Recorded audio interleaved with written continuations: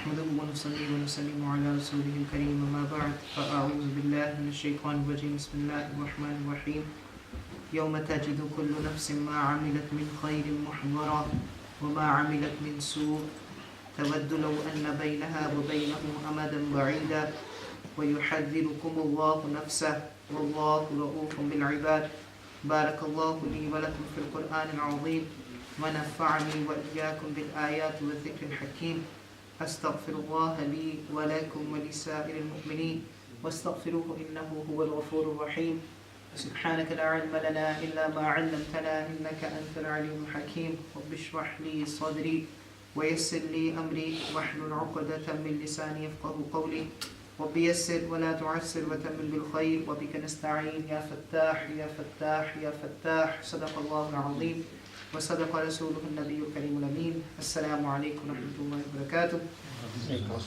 Alhamdulillah, it's a great blessing of Allah subhanahu wa ta'ala that He has given me and you the ability and tawfiq to participate in this gathering. And we ask Allah subhanahu wa ta'ala to make this gathering a source of guidance for all of us. And we ask Allah subhanahu wa ta'ala to make this gathering one of the means of our entry into Jannah. Inshallah, in tonight's dars, I will share with you 30th ayah of Surah Al-Imran. I will try to keep it very brief and very short because we are planning to go and visit the family of Brother Iftar. So inshallah, I will try to keep it very short and very precise. Tonight's ayah is the 30th ayah of Surah Al-Imran. I want to share with you a brief translation of this ayah and some reflections, inshallah. It's a very long ayah. So Allah subhanahu wa ta'ala says, يَوْمَ تَجِدُ, the day on which every nafs, يَوْمَ تَجِدُ كُلُّ نَفْسٍ, the day on which every nafs, every person will find مَا عَمِلَتْ مِنْ خَيْرٍ, whatever he did of any good things.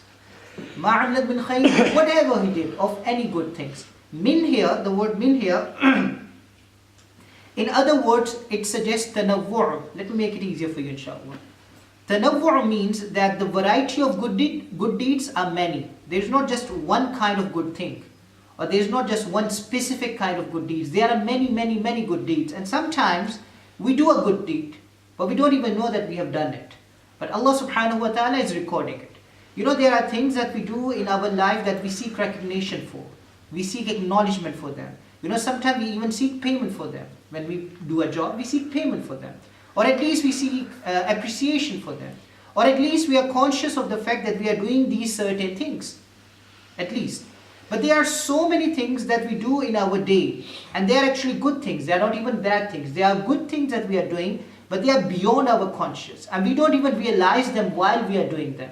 But Allah subhanahu wa ta'ala said that I'm recording all of them. You know, as a matter of fact, it's an interesting story. When I was studying in Dundee, alhamdulillah, I had some interactions with, I had some great interactions with people from all over the world. So I met this brother when I was studying in Al Maktoum Institute, and he was a convert. He was from Wales. He was in his early 40s, and he was in we were doing the same course. And one time we were sitting together, and I'm a kind of person, I don't know if it's only me and you brothers feel the same or not, but I'm a kind of person, whenever I meet a convert, I never ask him about his story.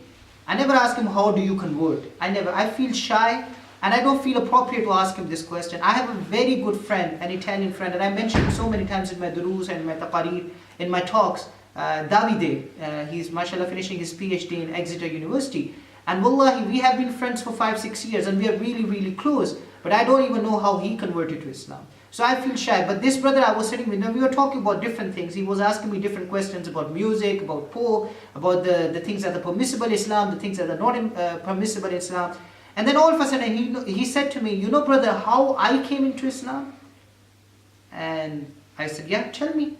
And he said, I was in a grocery store and I saw a Muslim brother. And when I saw that Muslim brother, there was something different about him. He was just walking. But he looked different. And the way he was walking, he was not looking at anything.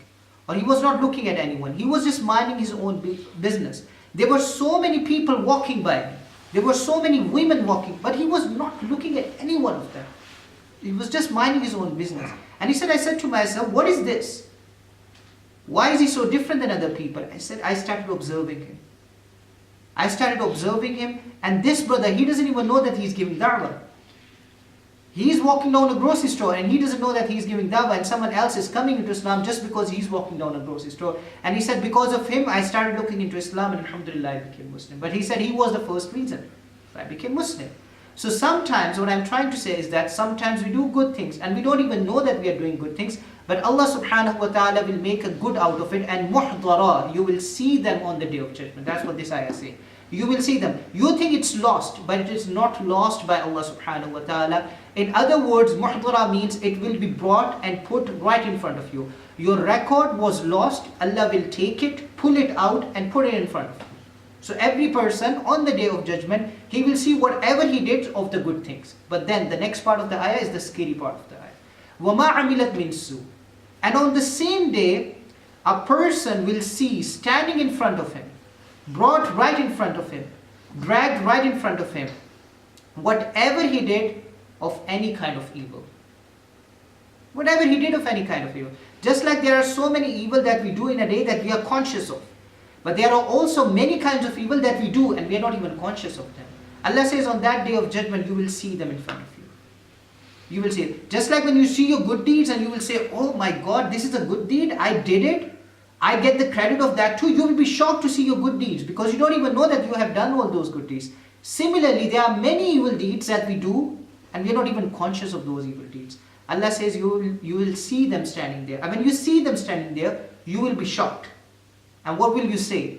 Allah says every person will say, تَوَدُّ لَوْ أَنَّ بَيْنَهَا وَبَيْنَهُ أَمَدًا بَعِيدًا. Every person will wish that, kash, you know how we say in English, I wish that between me and all of my evil deeds, there is a lifetime of a distance. Amad in Arabic language means era. You know, in Arabic language, mashallah, another brother is sitting here, he knows that. In Arabic language, you say, Ma amaduka, when was your birthday? When were you born? When is your birthday? That's how you say. Amad means lifetime. So when a person sees his bad deeds standing right in front of him, he will say that I wish that between me and my bad deeds there is a lifetime of a distance. In other words, the Mufassirin says, he's saying that I wish I had another life to have never ever commit all these disgusting sins. When he sees his sins, he will say to himself, how could I have done all of these things? So I wish I have another life in which I will never ever do all these things. You know, I used to have a teacher. I was very young, I was doing my hifz and I was very close to that teacher. And may Allah subhanahu wa ta'ala grant him, he's passed away. So may Allah subhanahu wa ta'ala grant him Jannatul Firdaus. But subhanallah, wallahi, you know all these big shuyukh that you see, all these big scholars that you see in the history of Islam, mashallah, they have studied under these big names, under these big scholars. And the things that you learn from your teachers and the things that you learn from a good company, it's not something that you can learn from the books. And he used to give us these beautiful advices. He was our hifz teacher. But he used to give us these beautiful advices. And one time I remember he told us that, you know, young people, they do bad things. Sometimes. They do bad things and they don't even realize the consequence of those things. So, you know, as a young person, you get into a habit of smoking. It's very common in Pakistan. As a young person, you get into a habit of smoking. You get into a habit of stealing.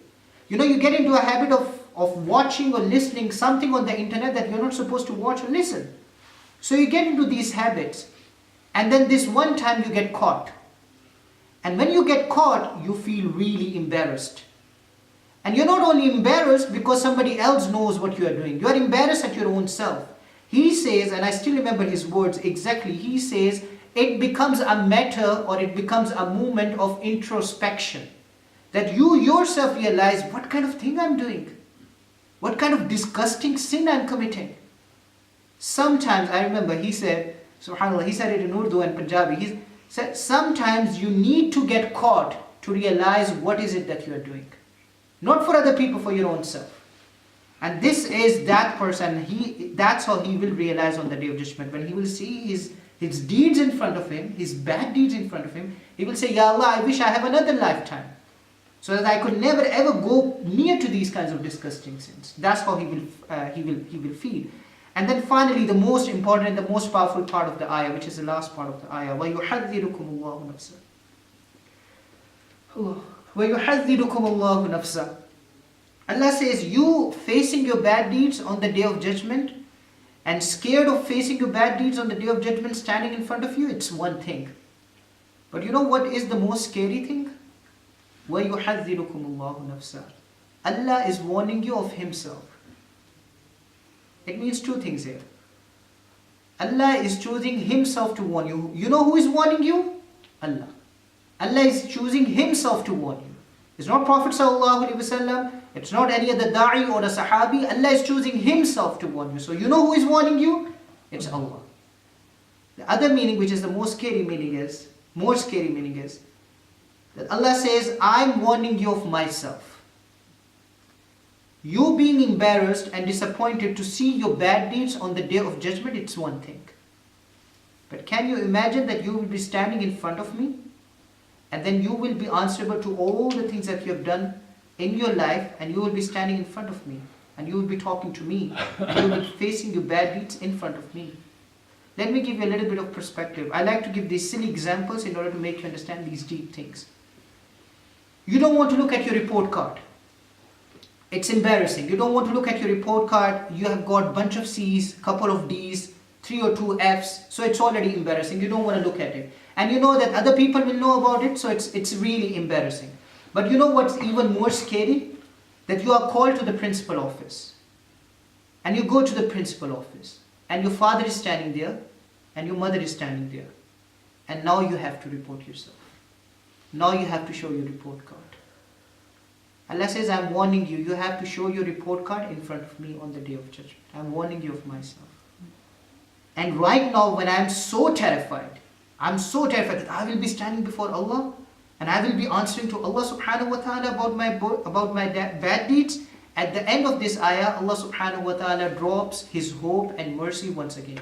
This ayah is amazing. It begins with a hope. So first of all, we are being encouraged about our good deeds. And then in the middle of this ayah was filled with fear, that we are really scared to face our deeds. But then, alhamdulillah, when we are so terrified to face Allah and face our bad deeds in front of Allah subhanahu wa ta'ala, at the end of this ayah, Allah drops the hope again. Allah drops His mercy again. Wallahu ra'ufun bil ibad. Allah says, I am very understanding, I am very compassionate, I am very considerate when it comes to you. When it comes to my slave, I am very understanding. So when you will come into my court, when you come for your trial, I will understand your problem. And if you have a good reason to deserve my rahmah, you will deserve my rahmah. So I sincerely ask Allah subhanahu wa ta'ala, that may Allah subhanahu wa ta'ala make us among those who deserves Allah's rahmah, who deserves Allah's ra'fa, who deserves Allah subhanahu wa ta'ala's mercy. And I sincerely ask Allah subhanahu wa ta'ala that in this life, whenever we commit a sin, we realize it, we acknowledge our sin. We turn back to Allah and we ask Allah subhanahu wa ta'ala to forgive our sins. May Allah subhanahu wa ta'ala keep us united in this dunya. And Allah subhanahu wa ta'ala unite us in the hereafter.